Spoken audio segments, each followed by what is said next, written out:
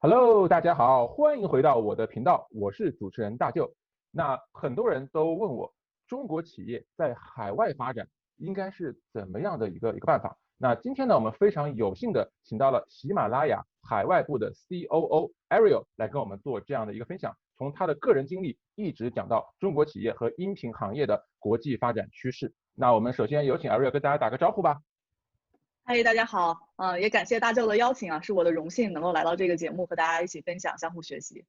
好的，谢谢 Ariel 今天来到我们这个节目。那如果各位观众，如果你是第一次参加我们节目的话，这里是硅谷大舅，我们的这个频道呢是向全球最顶尖的互联网人学习，这是我们的宗旨。好，那我们先简单介绍一下 Ariel。Ariel，你现在是喜马拉雅这个海外部的这个 COO，那你的一个背景是怎么样的？比如说你是哪里长大呀？学生时代怎么度过的呀？是怎样的一个过程呢？好呀，我是武汉人，武老乡好。汉这个老乡好，对，武汉其实之前没有特别出名，但是最近因为这个疫情的原因，现在已经是全球可能最知名的城市之一了吧。我的学生时代其实相对来讲比较顺利，或者说就是非常标准的这个一步一步的，对吧？升学，然后考试，然后念书，然后是从北大，然后到了斯坦福申请的研究生，然后之后毕业之后工作，但是我这个我打断一下哈，一般学霸他们都会非常的谦虚，就说哎呀这个事情很清楚的，哎呀北大就简单的，斯坦福很简单的。你要知道北大跟斯坦福都是很难进的学校呀，这个是不是一帆风顺的呢？也不是一帆风顺，当然不是一帆风顺。嗯，应该说，我觉得在北大阶段，可能就是对我们这一代的就是学生来讲，其实可能真的你到了大学以后，才会开始真正的思考自己的兴趣和未来的发展。那对我来讲，其实在北大是完成了这样的一个自我探索阶段，但其实中间有非常多的迷茫，就包括我自己当年其实。在中学时代，我最喜欢的学科是物理和数学，但是当时没有拿到物理和数学的专业，而是去了信息管理，对吧？然后在信息管理当时其实也并不知道说这个到底能够以后做什么，或者说真正的在后来在探索到现在职业发展上到的这些道路怎么样去跟自己的这个学习经历能够联合起来，其实这个时候是有很多的迷茫的，再到后来其实申请初学。其实当时是有一点点，我觉得是有一点点随波逐流的这个感觉，然后抱着想法其实非常简单，就是说我想出来看一看，这个外面的世界什么样子，然后我们还能够做哪一些事情，是带着这样一个单纯的想法出来的。那这样子的话，其实是导致在斯坦福的时候是有遇到很多挫折啊，就比方说来的时候，其实你不会考虑特别多的，怎么讲呢？就或者说你没有一个特别固定的计划或者特别明确的计划。那我当时的宗旨就是我想选最有意思，然后甚至最挑战的课。那到这边，比方说第一个学期我就有跟商学院的 MBA 一起选课，然后有跟这个可能是什么课最最难，然后直接的是跟这边的企业做项目的这样子的课程，就哗哗哗一选选一大堆。包括我们当时其实最著名的一门课，可能是那个时候刚好碰上 Facebook API 出来，然后是大家这个组队一个学期里面从零开始学习，然后研发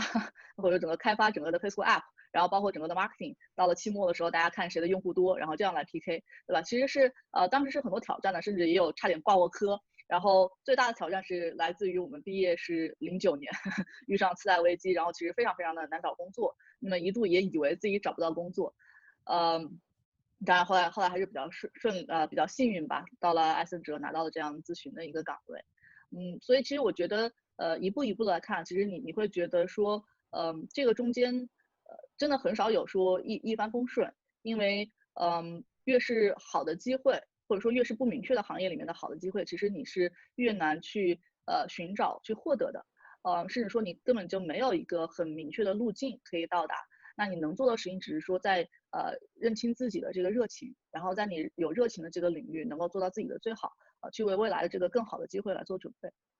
说的非常好啊，这里我稍微插入一句啊，因为我认识非常多的什么清华、北大、斯坦福、哈佛的，就是看上去光环满满。你如果真的跟他们聊，跟人做到朋友，你会发现其实他们所受的挫折不比一般人少，就他们也有非常多挑战，那他们也非常努力。所以说，有句话叫做说，这个成功的道路一般是不会一帆风顺的，都会有各种各样的 ups and downs。就比如说 Ariel 在斯坦福险些挂科，可以说是一个非常非常危险的一件事情。我在09年的时候毕业，那说到09年毕业呢，就说到了，哎，你是加入了咨询公司艾森哲，然后后来呢又成为了红杉旗下的公司国际业务增长的部门的负责人，然后你就到了这个喜马拉雅国际部做喜马拉雅国际部的 COO。那前面这一段是怎么样的一个情况？为何成为了一个这个能够成为一个红杉旗下的公司的一个负责人呢？哦，其实这个应该说从我在大学期间呢，我个人的兴趣一直都是在互联网这一块儿，然后当时包括做的实习啊，主要找的工作啊，也都是这个领域的。应该说我当时毕业的这个 dream job 其实是产品经理了。大舅你现在做的职业是我当时的这个 dream job。我好挺好。但是咱俩换换吧，你让我做 COO 好不好？开玩笑。好呀好呀。对，因为我觉得你能够非常的投入的去打造一个产品，然后通过这个产品去瞬间的改变成百上千，或者说现在是成百万上千万人的生活，这个是一个最酷的事情。只是当时毕业的时候呢，也不太巧，因为包括像微软啊、这个谷歌啊这样子的顶级的产品经理，职位也有去面过，但是最后种种的原因吧，都没有拿到，甚至有说当天去面试，结果第二天他们 hiring freeze 的情况出现。那去了艾森哲以后呢，其实他们当时招我也是做这个前沿产品这一块，就包括我们做当时的那个时候啊 social media， 然后 mobile 进企业也都是很新的东西，包括这个谷歌的这个智能眼镜，包括这个 Facebook 内部的一些协同项目，其实我们都有去做。那我当时其实主要也是关注这一块，就还是在看这一块的互联网和科技创新，以及是说希望能够找到最能结合自己的热情和专长的项目。所以后来碰到这个The One 智能钢琴，其实也是有一些机缘巧合，就是那个时候我大概做了咨询已经是第4年，然后其实也应该算是同批里面晋升最快，然后基本上项目也不说遍布5大洲吧，是遍布3大洲，然后大概10几个国家包括各个领域的这个公司。其实你会觉得说做到一定阶段呢，咨询这个工作非常的风光，但是你没有 ownership。就是说你其实很难专注在一个东西上面，然后持久的去把它打造出这个最深度的价值和最广度的价值，而是更多的是你是跟着客户走。所以到那个时候你会觉得说，真的是应该找到一个自己可以去专注去做的事情了。那当时我其实对自己来讲，其实是也做过很多的思考。那我其实觉得自己的这个心更多的还是在偏教育这一块。对，就觉得你会觉得说教育当然是其实是真正的能影响最多人，然后最长远的这样一件事情。可能也是因为是吧？对，因为那一年刚好也是我其实人生的转折的一年了。然后那一年是30岁，然后结婚，然后有小孩，所以其实你会有非常多这样的反思，说我自己的这个时间，因为毕竟人的时间是最宝贵的嘛，到底你应该花到什么事情上面？然后你希望之后就是留下什么样的一个就是 impact。所以那个时候其实也有看很多的机会，但是最后选择了那个 One Smart Piano， 就是说它是用这个现代的 mobile 和这个智能硬件结合来去改变，就是过去几百年都没有这个变化的这个传统的音乐教育这个行业。所以当时我会觉得说，这个是一方面它的影响和它的这个社会意义是非常对我自己的这个理想的一条路，然后同时也是我自己小时候可能是千万琴童中的一个吧，就是那种每天哭着练琴2小时，可能还要挨打，然后还要考虑这样走过来的人。所以你学过钢琴是吧？对，小的时候是学过一些。你也考过级什么这些吗？对。哇，不错不错，所以你有一些钢琴的背景，然后呢又做过科技，然后就去了这个智能钢琴的这样的一个产品。那智能钢琴又跟你后来做音频产品，我觉得多多少少有点关系，毕竟是跟音乐什么有点关系，对吧？对的，就它可能说是在这个领域的进一步的放大吧。毕竟你说音乐可能是我学习的一个领域和一个专长，对吧？但是从音频进一步扩大，其实我是可以做到说做所有的这种知识分享，或者说用我们公司的这个使命来讲，就是用声音传播人类智慧。这里我稍微插入一下，那这么说起来的话，你看你小时候，你爸妈逼着你练琴、考琴，可能很累很辛苦，但这个其实对你发展有很大的意义啊，因为你正好有钢琴的基础，有钢琴的这个兴趣，所以你就进入了这个钢琴的这样一个产品，后来又使用这个路径成为了一个喜马拉雅的这个 CEO， 所以这个我觉得你爸妈还是非常有远见，你看一下子impact 到你30年以后的这个人生选择，这个非常有远见的一个父母。你看我爸妈就没有叫我去学这个钢琴，对吧？所以我现在都不会弹钢琴，要不然的话怎么样，说不定我也去喜马拉雅的。但我小时候喜欢看漫画，喜欢打游戏，所以怎么样，我可能就去媒体公司。anyway 回到就正题。那回到正题就是说你后来是怎么又成为了这个 CEO 的呢？就如何首先从咨询公司跨越到了这个创业公司，那这一步可能不算很难，但是呢，从这个创业公司能做到一个公司的国际业务部的高管，这步是怎么达到的呢？嗯，我觉得其实可能因为是创业公司的缘故啊，所以可能跟传统的公司并没有那么，就是说或者说这个创业公司跟传统公司这种晋升路径的最大区别，其实是说还是看你自己能做出什么样的事情，以嗯及能搞定什么样的事情。就可能对很多的大公司，就像咨询公司也是，它其实是有每年的这种 review system，对吧？然后你一级一级往上升，然后每一级有相应的期待。但是相对于创业公司来讲，其实特别是说你是某一个业务的负责人，那么其实就是说这块交给你，你能不能把这个业务搞定？然嗯后或者说最底线是说，哎，我能够找到一个这个有价值的方向，嗯然后到说我至少能够这块业务能够养活团队，那只要你能把这一块就是至少你能做到养活团队吧，那么你这一块的业务也就稳了，那当然也就是你能够成为他的负责人。但是我觉得呢，其实咨询能当时给我很大的一些帮助，就是我其实因为看过各行各业以及嗯各个阶段的项目，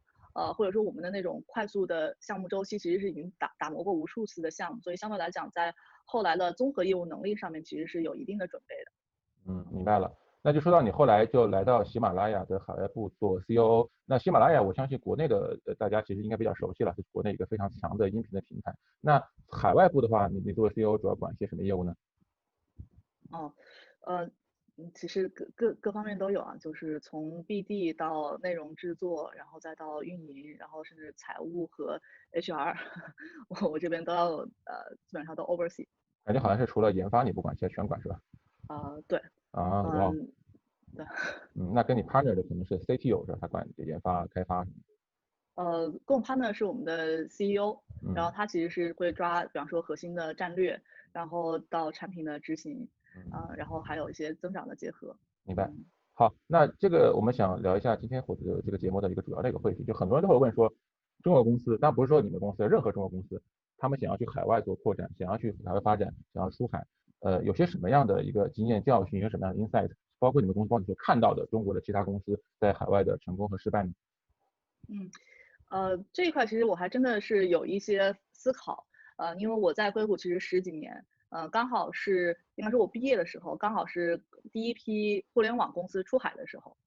所以当时看着像腾讯啊、百度啊、阿里啊这样子建立起他们的硅谷的分部，然后再到后来也见证了这一波，比方说不管是智能硬件出海，还是区块链，还是后来的嗯跨境电商，甚至游戏出海这一大嗯，片，一堆中国人，嗯，哎，说起来，对。你是提醒我了，其实硅谷蛮多中国公司的海外分部的，但是好像也关了一批，就是来来去去的，但也有些还在的，对吧？那后来你说说看你的看法。我觉得还是这样，就是嗯其实你后来看这些公司能不能发展起来，嗯我们还是要回归到第一性原理，就是说你看看本地的需求和自身的优势能否结合起来，然嗯后找到这个最好的 product market fit，嗯然后才能够真正的是把这个业务做起来。嗯就比方来讲，其实之前的一波最早的互联网出海其实不是很成功，但是嗯后来的这个智能硬件这一波明显就会非常火，为什么？因为它其实是结合了中国企业的优势，对吧？你在供应链，你在整个的这一套反应速度上面，以及你在这个哦成本控制上面都能够做到更好。嗯嗯，或者你再对比到最近这一片，其实是说，OK，我如果能跟国内的业务，就比方说跨境电商啊，能有一个非常有机的结合，那嗯当然就会更顺。但如果你是说我只是为了扩张而扩张，我到嗯别人的地盘上，然后这个就跟，比方说就跟地头蛇硬碰嗯硬，那嗯个其实一般会比较难。当嗯然，这个也有一些公司做到了，比方说像这样头条啊、华为这样子的公司，但是嗯对于绝大多数的创业公司来讲，可能它并不是一个最嗯优的路径。那这个点我稍微总结你刚刚讲，就是说中国公司要在海外发展获得一个成功，一方面要了解本地市场，另一方面要利用中国公司的某些优势，多少你有点优势。这个地方你方不方便帮我们思考一下，就中国公司就在中国到底有些什么优势？比如你刚刚讲的，第一个生产，硬件的生产是它的一个优势。跨境的电商，跨境电商可能这里面也其实跟硬件上有一定关系，但是更多的是说，因为有很多的这个 seller 在中国，就是卖东西的人在中国，对吧？这是两个优势。中国还有什么优势吗？我觉得速度可能是最大的优势之一了。嗯对，就是我们之前一直讲的是硅谷速度，对嗯吧？但是其实现在来看，可能中国速度可能比硅谷速度还要快一些。嗯但是只是说你这个速度必须要能跟本地的这个市场需求相结合。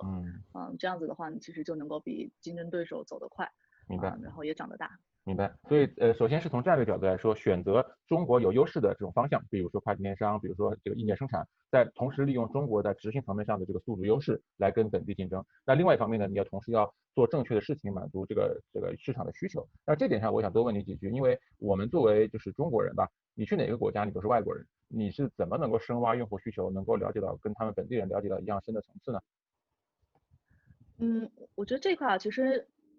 虽然我们是外国人，但是基本嗯上每个人自己都是用户。嗯然后呢，当然你自己可以亲身去试这些事情，然后同时的话，你招的团队一定要是最有本地 insights，甚至说有嗯行业 insights 的这些人。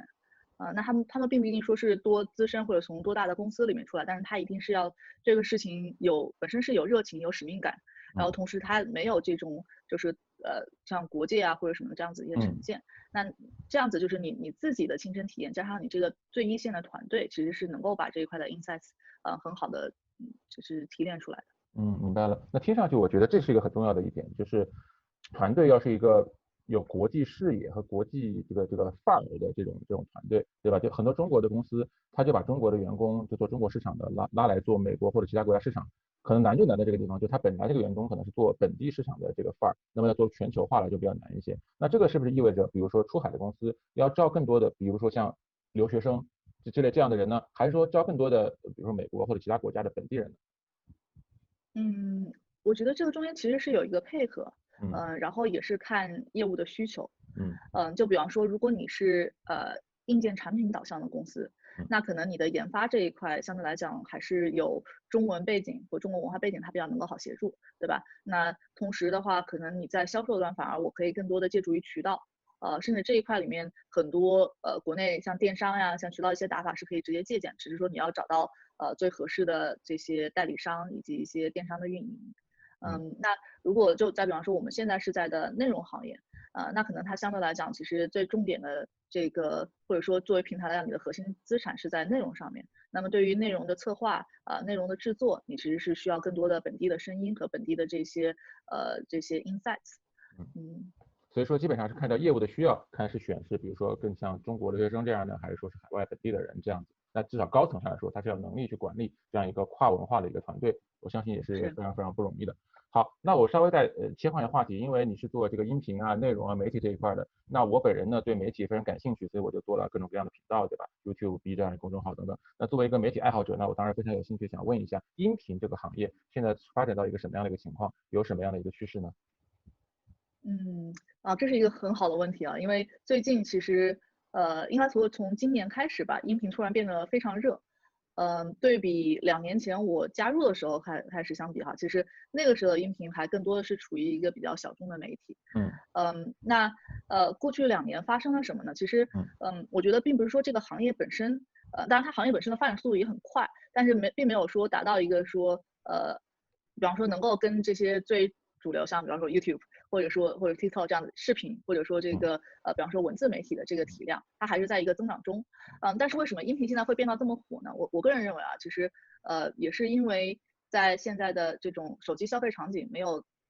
更新，就是没有新的机会涌现的情况下，那么所有的平台的或者说所有的创业公司的这个发展，其实是在争取用户的时间，嗯对吧？那如果在你的大块的时间已经被一些比方说固定的生活中的这些安排填满，然后碎片的时间又被这些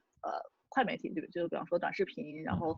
微博、Twitter 这样子的媒体填满以后，那在这个中间还有什么能挤得进去？那一方面你就是往这个现实生活中面渗透，对吧？就像我们看到这些不管是 Uber 也好呀，还是这个各种的快递公司也好，那我一方面就只能说我来找能够平行相处的媒体，这个信息，那其实就是音频。没错。所以我个人觉得可能是有这一块的原因，然后导致整个音频现在其实是越来越热。那它行业本身呢，一方面其实现在巨头是在往里面砸重金，就比方说像 Spotify 这种，它是几个亿美金的往里放。对吧？Google 也自己做了自己的 podcast 来这个可以说是跟苹果竞争，然后同时也是在探索它音频领域的其他的这个整合，就比方说语音跟搜索，然后语音跟硬件。那同时呢，还有一些新的创业公司，他们其实是在探索说音频还有生活中的哪些场景可以再来这个进行用户的互动，所以会有像 Clubhouse 这样子的，可能是基于这个社交基于一些交友这样子的一些场景的尝试。所以总的来讲，我觉得今年其实算是音频的一个爆发或者说井喷年，因为之前可能更多的集中在只是一个内容媒体，但现在会变成一个大的创业机会。好的，我们都知道这个音频现在是一个非常大的一个增长点，在今年有一个爆发。那如果往后看未来几年，音频这个行业有些什么样的趋势？哪些是它的重点呢？我觉得还是要落在音频到底能给人的实际生活提供什么样的价值。所以这一块的话，人对于信息的需求其实永远是两个大块，要么就是娱乐，要么就是知识或者说教育。那往娱乐行业其实你可以细分吧，对吧？我是单向的消费还是互动、社交？然后往这个知识的这块，你也可以细分。那我到底是这个专业的学习还是泛学习？大概是从这样几个维度可以往下持续的梳理。对于我们自己来讲，就是结合喜马本身的这个业务重点，我们是更愿意专注在这个知识和教育领域在这个地方进行深挖。明白了，就是知识方面，我们觉得你们是比较看好的这一块，对吧？是。好的，各位观众，如果你们喜欢我们的节目，怎么样呀？请给我们的节目来点个赞，然后呢，记得怎么样呀？在评论区告诉我们你有什么想法。那我们的这个节目呢，一般请到嘉宾呢，也非常感谢他对我们的这样的一个分享。那不知道呢，有什么我们可以帮到你的地方呢？很多的，就首先我们现在其实会有一个新产品的发布，那其实是结合我刚才说的这个对于音频和知识的探索来讲，我们是想做成一个叫做 Himalaya Learning 这样子的一个知识分享平台。那它是请各个行业的顶级专家，然后来给大家做这个零距离的知识分享和干货分享这样子。所以我想大舅的这些听众其实也都是非常爱学习，然后这个非常相关的这些科技行业的这些高素质人才吧。然后也欢迎大家来试用一下我们的这一款产品。那也给我们大家多提一点意见，然后让我们能够相互学习。这块呢，其实我之前有跟同事聊，就是我们会给所有的观众一个这个优惠码，就是提供1个月的这种免费试用。回头可能在节目下方或者在屏幕上面，大家可以看到这个具体的优惠码，只要你下载这个喜马拉雅APP 就可以这个用优惠码进行试听。这个里面会有各个行业大咖，比如像 Tim Ferriss、Elon Musk 这样子的人来分享他们自己的这个专长和心得，然后也会有各个这个领域行业的前端的这些专家来给大家讲更系统的这个课程。Elon Musk 也很厉害，这个都是英文的吗？还是有中文的？其实是各个语言都有。现在主要最多的内容是英文，然后也会有相当的一部分的中文内容和西语内容。然后这个是我们的这个是我们的国际版的 APP， 就是拼写是 H 开头，叫 Himalaya。大家不能下错了，对吧？就大家不能用原先的喜马拉雅，用这个新的 APP 叫喜马拉雅。然后到时候大家可以在我们的频道屏幕的这个下方看到一个折扣码，使用这个折扣码，大家可以有一定的这个免费期。是的。然后同时其实因为我们现在有很多的业务探索，然后也是希望能有优秀的人才这个不断加入。如果大家对音频、对知识分享有兴趣、有热情，也欢迎联系我们。你们有什么具体的职位在招吗？现在主要集中在增长，然后和内容这2块。明白了。那如果大家有兴趣，怎么联系你呢？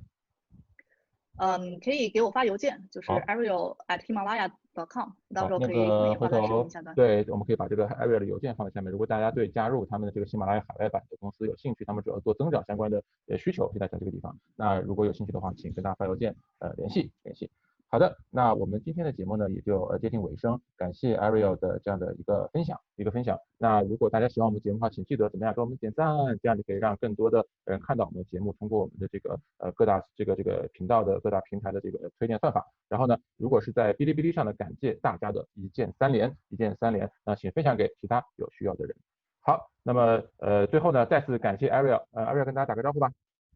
好的，谢谢大家的邀请，然后也感谢大家的时间。好的，谢谢 Ariel， 那我们下次节目再见，请大家记得订阅我们并打开小铃铛哦，拜拜。拜拜。